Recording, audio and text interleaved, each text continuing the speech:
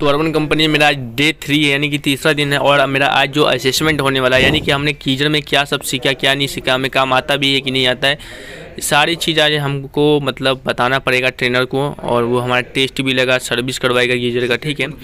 और वायरिंग भी कराएगा हमारे को। ये जो गीजर का जो वायरिंग होता है 2-3 तरीके का होता है, वो भी करवाएगा, ठीक है। तो मैं कंप्लीट डिटेल में बताऊंगा सभी के। तो वीडियो चले, वीडियो लाइक करो, मेरे चैनल को सब्सक्राइब करो, भाई को सपोर्ट करो यार। और क्या बोलते हैं कि हमने दोस्तों असेसमेंट दे दिया, अब हम लोग यहाँ से जाने वाले, ठीक है। कैसे हुआ, क्या हुआ, मैं कंप्लीट डिटेल में बताऊंगा आप सभी को जब मैं अपने घर पे पहुँचूँगा, ठीक है। तो चलिए घर पे पहुँच करके आप सभी को मैं बताता हूँ सब कुछ। तो गीजर में मेरा जो ट्रेनिंग था वो तीसरा दिन था, और तीसरे दिन में असेसमेंट हुआ है और कोई भी ट्रेनिंग नहीं हुआ। 2 दिन तो बस ट्रेनिंग दिया था कि गीजर में किस तरह से वायरिंग करना है, सर्विस करना है, इंस्टॉलेशन करना है, अनइंस्टॉलेशन करना है, सेफ्टी कैसे करना है, स्टेप बाय स्टेप कैसे काम करना है, ये बताया था, ठीक है। तो असेसमेंट में क्या सब हुआ है तीसरे दिन में मैं आप लोगों को बताऊंगा डिटेल में। तो वीडियो सही लगे तो वीडियो लाइक करो, चैनल को सब्सक्राइब करो, भाई को सपोर्ट करो यार। बाकी कोई सवाल वालो हो तो और भी बात करना हो तो मेरे टेलीग्राम इंस्टाग्राम पर आकर के मुझसे बातें कर सकते हो, है ना। तो तीसरे दिन में यही हुआ था कि ऐसा कि गीजर को सर्विस करके दिखाओ, ठीक है। सर्विस करके दिखाना था और कंप्लीट कैसे कैसे मैं बता देता हूँ आप सभी को। सबसे पहले तो आपको जाके जो बोर्ड होता है ना, सर्किट जिसमें हमारा जो प्लग लगा रहता है, उस सर्किट को चेक करना, वोल्टेज कितने आ रहा है। और जो सर्किट में जो अर्थिंग होता है वो अर्थिंग आ रहा है कि नहीं आ रहा, वो चेक करना था, ठीक है। और फिर प्लग को चेक करना था कि प्लग में जो उसका कंटिन्यूटी है वो करंट वगैरह तो नहीं है, क्योंकि वो प्लग से ही पता चल जाता है, ठीक है। उसके बाद हमने जब देखा सब कुछ सही है, तो फिर क्या हुआ कि हमने असेसमेंट में बता रहा हूँ, असेसमेंट मानी टेस्ट, आखिरी दिन टेस्ट। अगर उसमें आप फेल हुए तो आपको गीजर का काम नहीं मिलेगा, पास हुआ तो आपको गीजर का काम जो अर्बन कंपनी वो आपको देगा करने के लिए, ठीक है दोस्तों। तो मतलब कि तो वो सही था। तो फिर हमने क्या करा कि टैंकी में पानी चेक किया, पानी अंदर है कि नहीं, ठीक है। इनलेट और आउटलेट से पानी निकल रहा है कि नहीं, ठीक है। निकल रहा था, जब इनलेट चालू रहेगा तो आउटलेट में पानी आना चाहिए, तो आ रहा था। तो फिर हमने क्या करा कि आउटलेट को बंद करके गीजर को ऑन किया, उसका एम्पियर चेक किया, ठीक है। तो वो सब कुछ सही था। फिर बाद में जब हमने अनइंस्टॉलेशन करना, प्लग रिमूव किया मैंने वहां से सर्किट से। प्लग रिमूव करने के बाद जो आउटलेट था उसको खोला हमने, ठीक है। मेरा जो गीजर था उसमें यार सेफ्टी वाल लगा हुआ था, जो कि क्या बोलते हैं, एनआरवी वाल बोलते हैं, ठीक है।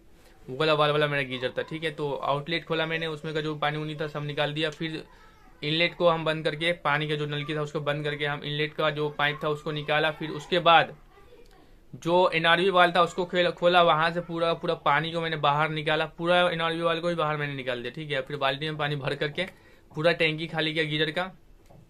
खाली करने के बाद हमने क्या करा कि नीचे उतारा। नीचे उतारने के बाद हौला हो जाता ना खाली करने के बाद, तो फिर नीचे उतारा हमने। नीचे उतारने के बाद उसका जो टैंकी में जो असेंबली होता है, एलिमेंट होता है, वो सबको निकाल करके अच्छे से ब्रूस मार करके सफाई करके क्लीन करके हमने वापस उसमें लगाया। हाँ, एक चीज़ और मैं बताना भूल गया था कि एनआरवी वाले खोलने के बाद जो पानी निकाला था मैंने, उस दौरान पूरा पूरा जो वायरिंग होता है वो निकालना पड़ता है गीजर में से, क्योंकि हो सकता है कि जो वायरिंग होता है, थर्मोस्टेट होता है, एलिमेंट होता है, उस समय पानी न चला, इसलिए पहले मैंने वायरिंग निकाला था। फिर थर्मोस्टेट को वो एनआरवी वाले को खोल करके हमने पानी पूरा निकाला था। फिर नीचे उतारने के बाद असेंबली वाला खोल खाल करके हमने सर्विस कर दिया। फिर वापस से असेंबली लगा दिया, ये क्या बोलते हैं, एलिमेंट लगा दिया, वायरिंग कर दिया कंप्लीट वायरिंग करने के बाद हमने फिर से उसमें लगा दिया वापस। और कंप्लीट वायरिंग तभी करना जब आपको पता रहेगा कि हाँ अब जो पानी लीकेज है वो नहीं होगा, ठीक है दोस्तों। तो फिर वापस से लगा दिया हमने, फिर कुछ देर चलाया, एम्पीयर वगैरह चेक किया, सब कुछ सही था, ठीक है।